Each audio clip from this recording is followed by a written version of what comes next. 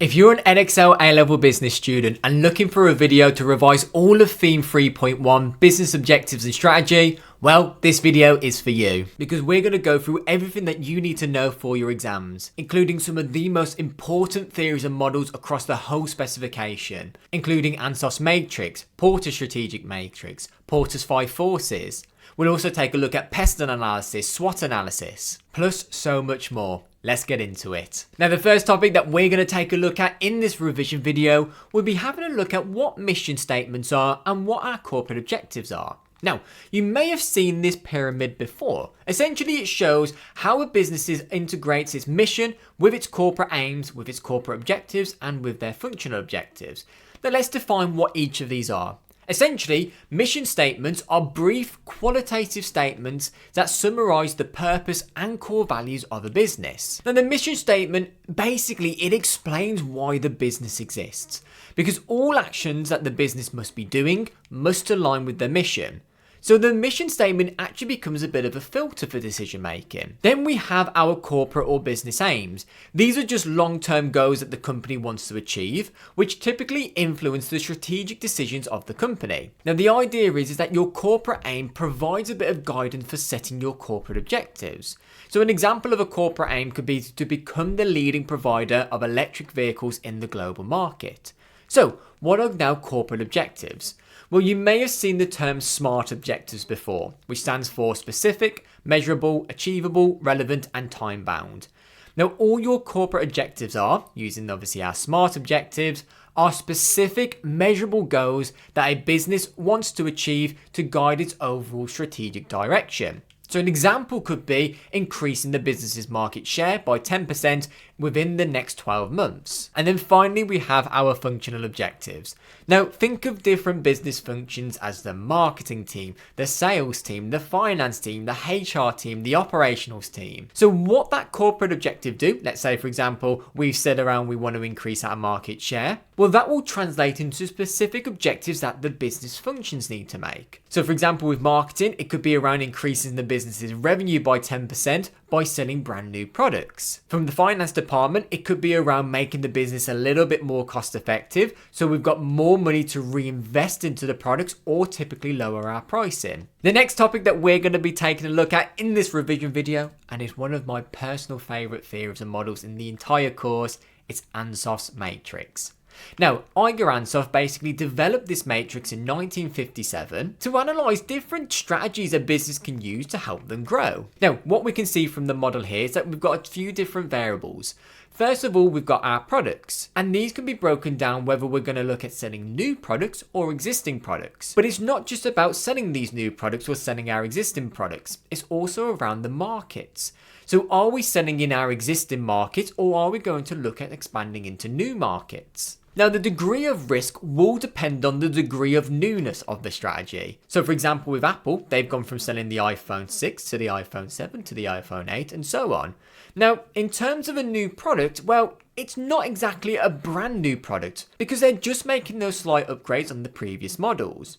Or it can be a completely new product, like when Apple started selling the iPhone, then they wanted to start selling iPads. A vastly different product, but has some relation. And when we look at new markets, these can be either new customer segments or it can be new geographical markets. So let's break down each of these strategies, starting off with market penetration. Now, with this, we are selling existing products in existing markets. Now, when we look at strategies which have more elements of existing in, the level of the risk begins to go down because we're dealing with knowns.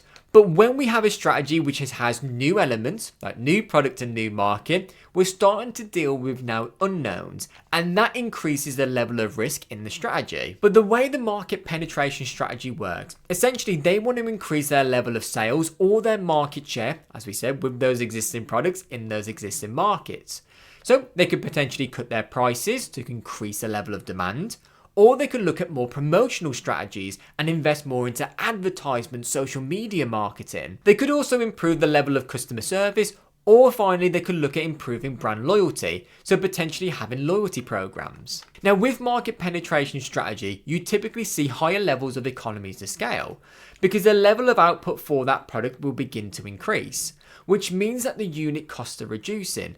As we're looking at more purchasing economies of scale, we could be looking at bulk buying, or we could be looking at technical economies of scale where we're introducing more automation and machinery within our production. But the problem with the market penetration strategy is that, let's say if the market you're operating within is becoming saturated, or you are the market leader and your level of sales growth is beginning to plateau. Now this poses a limit on how much the business can actually grow. So if this is the case, you may want to suggest one of the different strategies. The next strategy that we're going to take a look at will be our product development strategy. And this is when the business looks at introducing a new product, developing a new product in their existing market. Now, as we said, the product can be completely new, or it can just be some improvement on those existing products. Now, you'll find this product development strategy quite popular for those companies who tend to see their products having a real short product life cycle, or their existing products entering the decline phase of the product life cycle. Now, examples of new products could be brand new version of the iPhones, or if you looked at what Tesla did. They sold a new product of the electric charging ports to their existing customers. Because what those charging ports do across the country is that it targets those existing customers. Now, when we look at a product development strategy, it's really good because you're able to meet evolving customer needs and wants. And this is especially true within the technology industries. Because if you think about Apple, for example, if they didn't focus on these product development strategies, they would still be selling the earlier models of the iPhone or even selling the iPod still. So you're expanding your product portfolio, and this is a great tool to also use with the Boston Matrix. Because if I'm selling quite a lot of cash cows and a lot of dogs, then I definitely want to invest in the product development strategy, increasing the number of question marks and stars that I'll have. However, the problem with your product development strategy is that, well, there's no guarantee of success. Because when it comes to innovation, you are bringing out something new. Yes, you're selling to an existing customer or an existing market, which you should have a lot of knowledge about, but there is just no guarantee that it will be successful. The next strategy, and probably my favourite one out of all four from Ansoff's Matrix, will be looking at market development. Now, essentially what this means is we're taking our existing product and putting it into a new market, and this could be geographically. Now, this strategy has a lot of relevance within Theme 4, so make sure you remember this when you watch those Theme 4 videos. Now, the reason why we explore these market development strategies is because imagine if we've hit our sales ceiling within our current markets, or our existing markets are becoming saturated. We may want to take that existing product and start expanding it into new markets. And whether this strategy is successful or not kind of depends on the barriers to entry. Keep that in mind for our Porter's 5 forces. Now, as we said with market development, existing products, new markets. So if you increase the level of output of those existing products, we're introducing that concept of economies of scale again. So if economies of scale is happening, we're reducing our unit costs, potentially being able to lower our prices or increase our profit margins. But the problem is, and this strategy can be risky, because you don't really have any existing knowledge of that market. So the customer needs and trends might be different. You may have to do a lot of market research looking into that market. And this can be quite problematic because just because your product did really well in the existing markets doesn't mean it's going to do well in these new markets. And the very last strategy of Ansoff's Matrix will be diversification. This strategy has by far got the highest amount of risk, but also the highest amount of returns because you're taking a brand new product and putting it into a brand new market. So you are now dealing with two unknowns. Then the ways to try and mitigate the risk of this strategy is potentially you could look at merging or taking over a business who already operates within that market with those type of products. But no matter what you do, it's going to require a lot of investment. Therefore, that's why the risk comes in. Now, with diversification strategy, think of Virgin Group. They are one of the best for diversification. Starting off with airplane tickets, but now they have Virgin Money, Virgin Galactic, Virgin Music, Virgin Holidays, Virgin Experience Days, Virgin Atlantic, Virgin Active, and I'm losing breath to continue because there are so much more than what is just on this slide here. Now, diversification is an amazing strategy for these large companies because, and I sound really posh when I say this, because it diversifies the business's portfolio and starts to spread risk. Because let's say, going back to this example here, let's say Virgin Atlantic and Virgin Holiday fails. Well, Virgin can still exist as a company because they've got so many different business units that is still bringing them in income. And as well with the strategies that actually there is potential for different synergies. Just let me go back to this. If you think Virgin Atlantic with Virgin Holidays, they can now provide package holiday deals for customers. So there'll be certain synergies between the different business units. And if you're wondering what that term synergy means, just think 1 + 1 = 3. The value of two individual units brought together adds a lot more value than if they were by themselves. The issue with diversification, it's got by far the highest risk and the highest cost involved. That's why I would only recommend diversification for these larger companies. The next topic that we're going to be taking a look at in this revision video will be Porter's strategic matrix. Now, this is another really important theory and model, and students miss the opportunity so many times to use this within their chains of analysis. Because if you ever use the term competitive advantage, low cost, or differentiation, please make sure that you're referring to Porter's strategic matrix. Because what his strategy is all about is about how a business can gain and sustain a competitive advantage. Now, Porter wanted to apply this to all different businesses, which is why we have different scopes. But let me break down the model. Essentially, we have our sources of competitive advantage. Now, think a competitive advantage is a reason why customers are buying your products over your competitors. You're offering either them better value or cheaper rates. Now, Porter argued there are two different sources of competitive advantage. First of all, we've got low cost.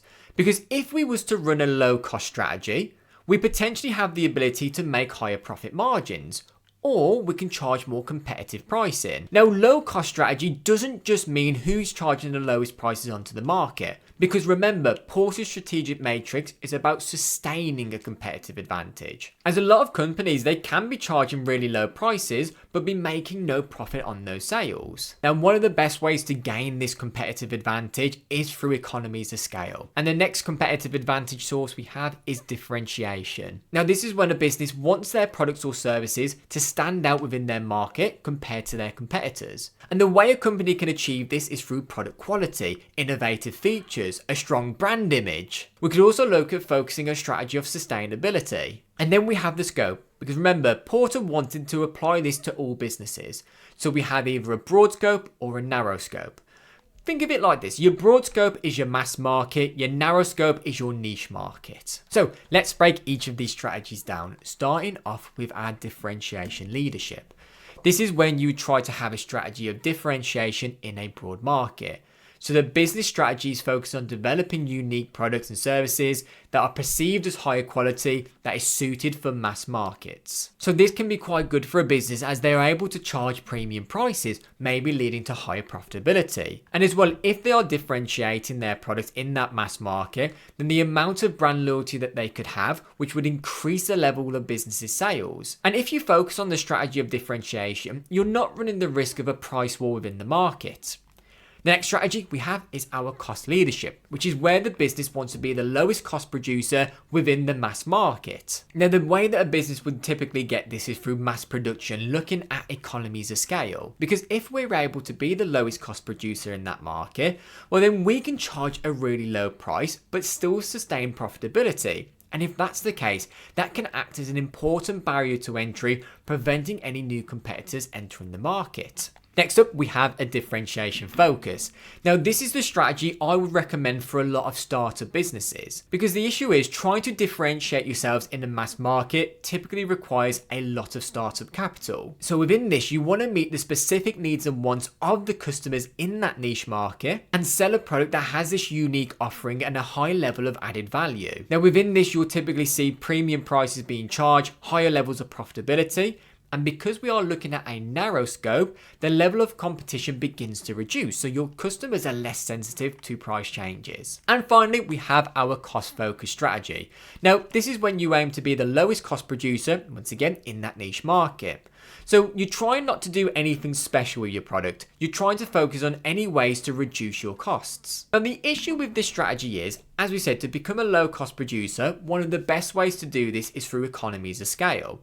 Now, with economies of scale, you need a higher level of output, and that can be quite troublesome within a niche market. And finally, something that I didn't mention earlier, but we've got the concept of stuck in the middle. Now, essentially, Porter argued that if a business tried to follow a strategy, attempting to compete on both a cost and a differentiation front, they would find themselves without a clear strategic direction and they would struggle to compete effectively. The next topic that we're going to take a look at in this revision video, carrying on the theme with competitive advantage, we'll be looking at how we can gain a competitive advantage through distinctive capabilities. And this topic is often overlooked because it only forms a small part of your specification, but it can be used within your analysis and it actually has been examined on before. Now, where distinctive capabilities came from was from a bloke called John Kay.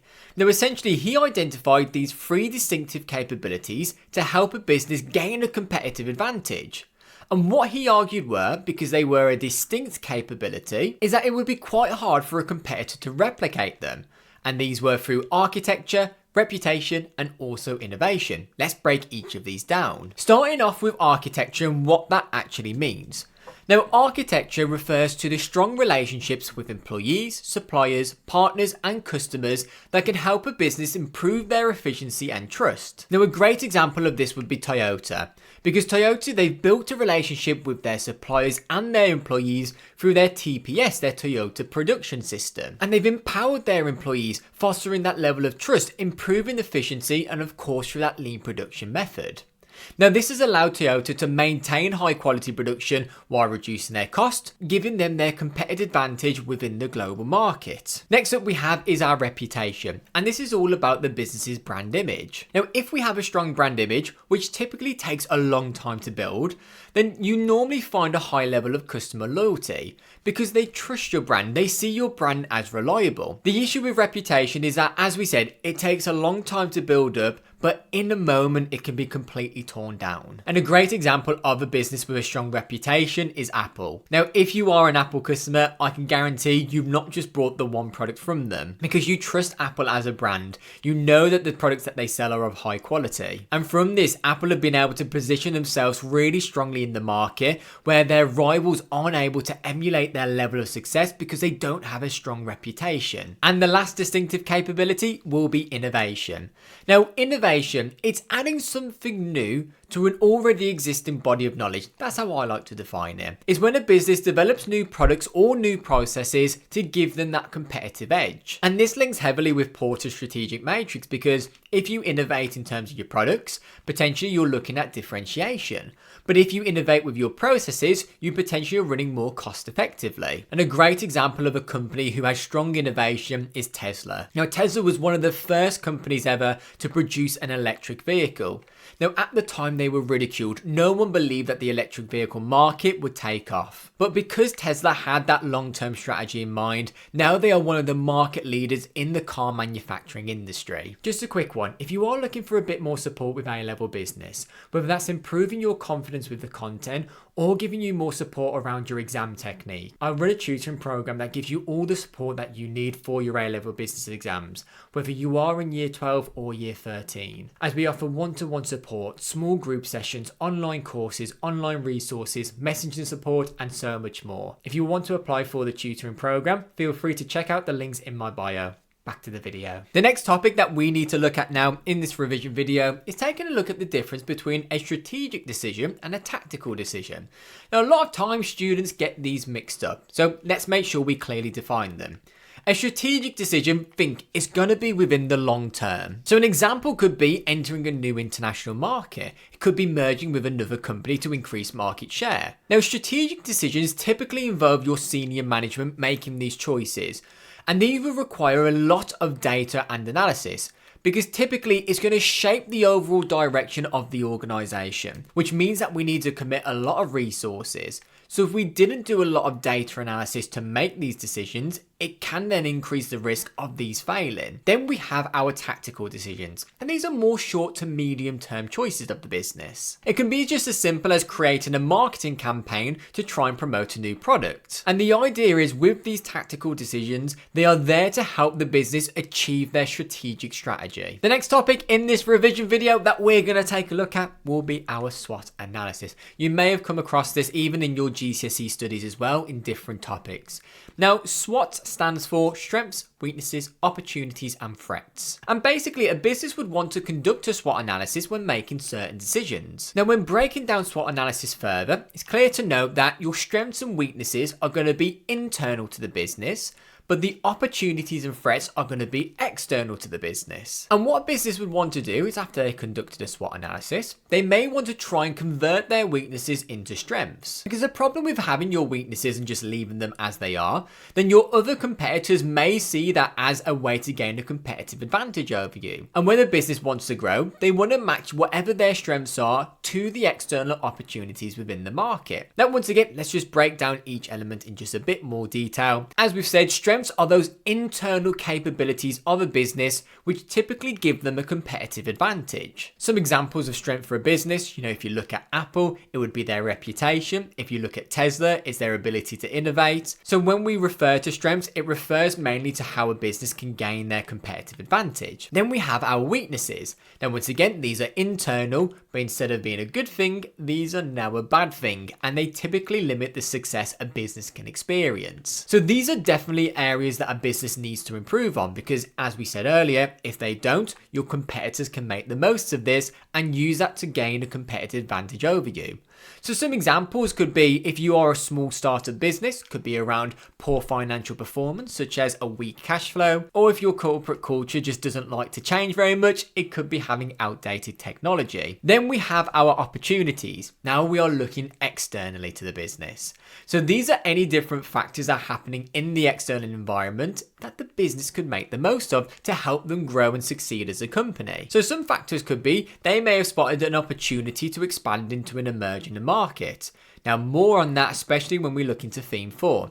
Or there could be different changes and different trends with the market that the business could make the most of to increase their level of sales. And last but not least, we have the dreaded threats. Once again, external environment, but these now pose challenges and can really hinder the business's success. So when we look at threats, it could be anything in the external environment, like your economic factors, maybe we're going through a recession, or it could be we've had new competitors entering the market and they have this competitive advantage over us. Maybe they've got strong innovation or differentiation, and that could really lead to a business failure. The next topic that we're taking a look at in this revision video, which is another big model and a really important one at that, will be our PESTLE analysis. Now, what PESTLE stands for, it stands for your political, economic, social, technological, legal, and environmental. And these are your external factors. And essentially, these can impact a business's performance and their decision making. Now, in relation to the SWOT analysis that we've just done,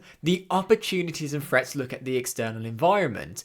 And when you are looking at this, please be relating to PESTLE analysis. Now, what we'll do is we'll break down each of the elements of PESTLE, giving examples and how they might affect businesses. Starting off with political. Now, political is different government regulations, policy, and political stability. Now, these can impact businesses in different ways, such as the tax we have to pay, different changes within the political environment, especially around those election days. But it's also going to be a massive influence for our global businesses. Because if we're operating in these different countries, well, we're going to see different levels of political stability. Some countries may see a lot of corruption, others may see a lot of uncertainty. And when we look at political stability as a whole, it creates either a predictable or an unpredictable environment for a business to operate in. Then we have our economic factors. Now, this relates heavily to theme 2.5.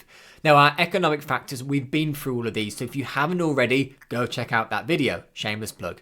But it's factors such as inflation, interest rates, exchange rates, the business growth, the business cycle, as all of these will have their own individual impact on a business and how they operate. Then we have different social factors, though these are the different trends with our customers. So this could be changes in demographics. Maybe we're seeing an aging population, so there's more elderly people about. Or we could look at different trends within the market. Now, this could be influenced by factors such as social media. If I was to look at the social factors of the fashion industry, well, they're constantly changing. They're operating within that dynamic market. The next element of PESTLE is our technological. Now, technological factors is just technology. Now, this is going to be influenced by the rate of innovation, new technologies entering the market. So over the past few decades, we've seen the introduction to social media. And social media has basically shaped this new way of how businesses interact with customers and how they promote their products. But a brand new one that is really scaring a lot of businesses and employees around the world is artificial intelligence, because there's so much uncertainty. But the thing with artificial intelligence, it's going to be here to stay. It's going to be impacting the way the businesses will be operating within the next few decades. Then we have our legal factors. Now, once again, I've covered a lot of this in the theme 2.5. So once again, a shameless plug, go watch that video if you're still struggling with these. But there's different legislation such as consumer protection, health and safety, competition policies, employee protection, and so much more. And finally, we have environmental. Now, over the recent years, we've seen people become more and more environmentally aware. We see the damages that businesses are doing to the environment. So the greater awareness now around for businesses to be more ecological and sustainable, because we've seen the impact this has had on climate change. So this is impacting businesses because there are more pressure groups out there trying to pressure these companies to be more environmentally friendly. And it can also actually give a business a competitive advantage, because if they look at more sustainable practices, well, this could be more of a differentiation strategy, which relates to Porter's strategic matrix of differentiation. And the very last topic in this revision video, which once again probably is one of the most important theories and models that you will learn in the entire specification, is Porter's 5 forces. This is another theory and model that can be used so much in students' chains of analysis, but so often I see them missing out on this. Now, Porter's 5 forces, it's in the name, there's 5 different forces. And essentially these analyze the competitive environment of a specific industry. And we've got intensity of competitive rivalry, the bargaining power of suppliers and buyers, and the threat of substitutes and new entrants. Now, you need to know what each of these forces are, so we are going to be covering that in this video. But you need to know actually what the purpose of this model is for. And essentially what Porter argued that these different 5 forces would influence how attractive an industry is, but most importantly, how profitable that industry is. So what Porter argued, the stronger the force, the lower the profitability would be in that market. So it's a bit like a seesaw. So as the force gets stronger, try not to dislocate my arm, the actual profitability of that industry would become a bit weaker. And the reason why, putting on my Star Wars impression, but as the force is stronger, and you'll typically find that prices tend to be lower, or the business's costs tend to increase.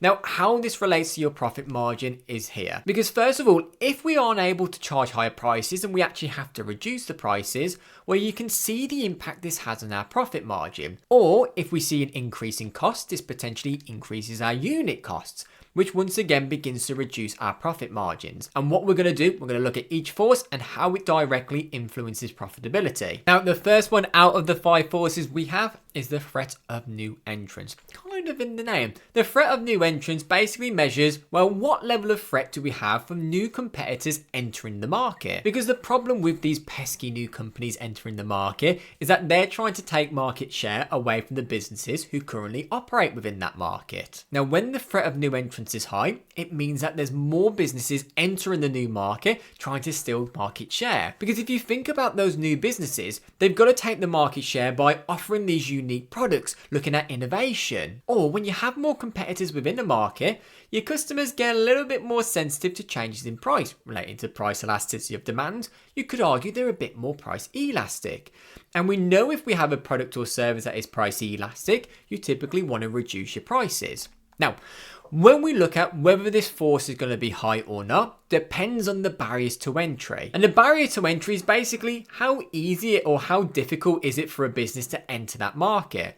The barrier to entry, if they're present, will make it more difficult, or if there's no barriers to entry, they're going to enter the market quite easy. Now, couple examples of barriers to entry could be economies of scale. We know that reduces your unit costs. Obviously, the business is having a lower price point, and you can't compete a business who has really low prices and sustain that over a long time. Or it could be around the level of product differentiation. So those current competitors might have such a unique offering that you just can't compete against. And talking about level of differentiation, if you find that you've got an innovative product, you can protect it with intellectual property using a patent or a patent. Because that patent or patent would legally protect you for around 20 to 30 years, so only you could sell that specific design. So for example, with the Dyson Hoover, and I'm probably going to upset a lot of engineers around the world, Dyson's unique offering is they put a ball in the Hoover, so you can go around corners really easy. That's why no other Hoover on the market can have a ball in, because they had a patent or patent to protect that design. Other things as well could be around real strong brand loyalty. Think of Apple, for example. It could also depend on whether the product or service needs a lot of startup capital. So if we look at the manufacturing of yacht engines, unless you are a secret million or billionaire, you're not going to really just be able to enter that market really easy. Now, how does this force specifically impact the profitability? So let's say this force is high, the threat of new entrants is high, lots of new businesses entering that market. Well, as we said from earlier, if there's more choice for customers, I'm going to become a little bit sensitive to prices now, because realistically, you may be offering a product of the same level of quality. So customers want to have the cheapest one. So what you might find is within that specific market or industry, there's price wars happening, eroding profit margins for companies. Or I now have to find a way to become unique. I have to find my own differentiation and keep those pesky new entrants at bay. So I've got to spend more money in research and development. I may have to spend more money into promotion to try and develop that brand loyalty. The next force that we're going to look at is the threat of substitutes. Now, when I ever talk about the threat of substitutes, typically students think, oh, you're just referring to your competitors. Not exactly. When we talk about substitutes, they're your indirect competitors. So they don't necessarily sell the same product or service that you do, but their product or service can still satisfy the same needs and wants of your customers. So for example, if I'm looking at trying to get to France, well, I could book a plane ticket through EasyJet. Now, EasyJet's direct competitors would be companies like Ryanair.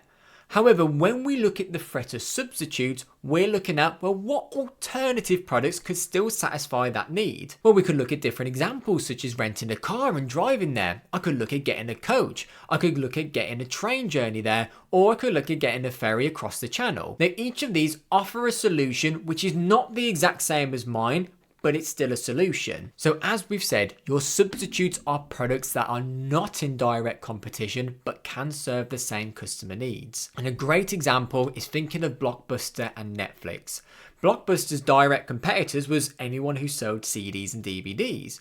Now, they didn't really care too much about their new substitute Netflix, because they didn't think people was going to go to these streaming services. But the threat of substitutes for Blockbuster is the reason why Blockbuster really isn't a thing today. Is because Netflix offered a different solution to the problem of customers. But the important thing is, Netflix offered a better solution. So we have to be aware of our substitutes. But how does the threat of substitutes now impact profitability? Well, going back to price elasticity of demand, when we have a lot of substitutes available, we know this makes the product more price elastic, i.e. customers are more sensitive to changes in price. So what we tend to see lower prices. And these competitive pricing strategies typically erode the profit margin. Or we need to find a way to try and outdo those substitutes, because even though they're not in direct competition, we still want to make sure what we're offering is better than those. So typically we'll find that we're investing more into research and development. And the next force in our Porter's 5 forces we have is our bargaining power of buyers. Now, when we think about the bargaining power of buyers, just think of your customers. If you think about what customers want, they want the cheapest prices but the best quality products. Now, what Porter argued, if the bargaining power of buyers is higher, the customer has more room to negotiate, i.e. they can negotiate lower prices and better quality. And in terms of the different factors that can increase the bargaining power of buyers, well, first of all, it depends on the number of products available to them. Because let's say if I'm a customer with a lot of choice and a business comes to me and say, we're going to charge you a really high price, I'm going to say, well, see you later. Your rival next door charges a lower price than you. Now, if every customer went to that business and said that, they now know they have to start reducing their prices. As well, if there's low switching costs between the actual businesses as well. So if it's quite easy to get out of a contract, for example, from buying one product to another, bargaining power typically increases. And it also depends on the customer and how much they're buying. Because let's say, for example, I'm a customer of this one business, and in fact, I am their largest customer, and my business with them actually generates 60% of their overall revenue. Now, I know that this business relies on me as a customer, so I can start to negotiate cheaper prices, because if you lose me as a customer, you're losing 60% of your business. So how does this start to impact our profitability?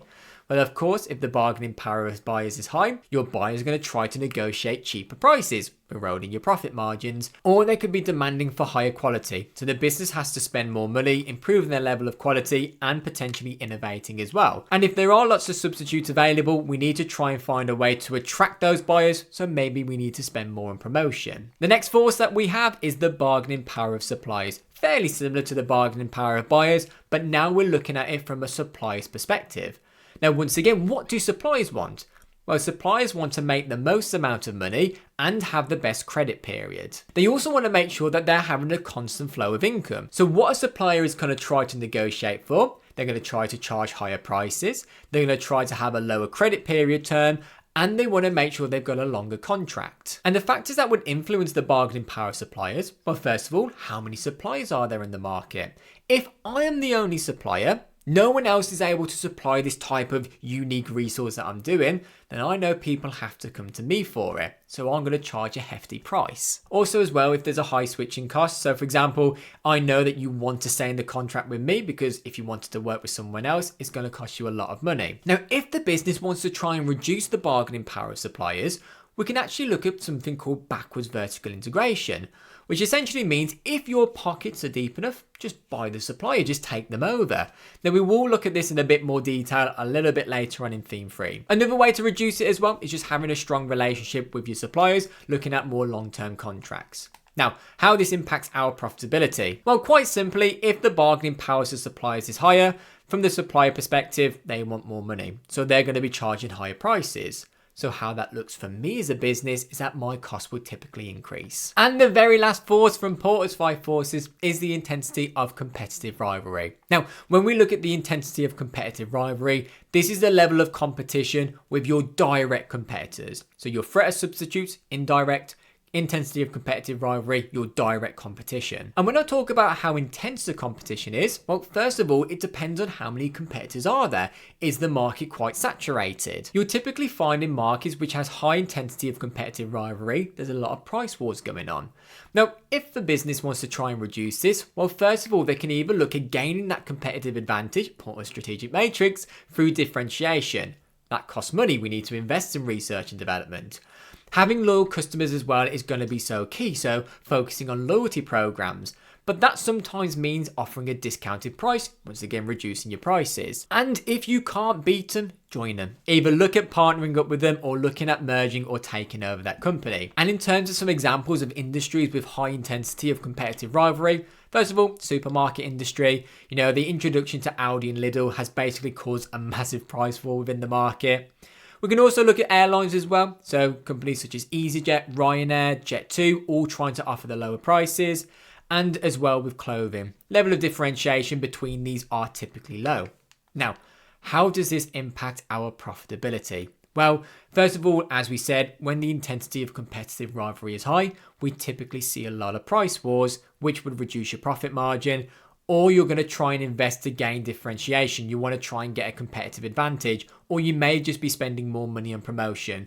That, of course, increases your costs, therefore reducing your profit margins. Now, if you want to continue your Theme 3 revision, I highly recommend you check out our video here on Theme 3.2 Business Growth. We're going to go over some real key topics such as economies of scale. We're going to look at external growth of mergers and takeovers.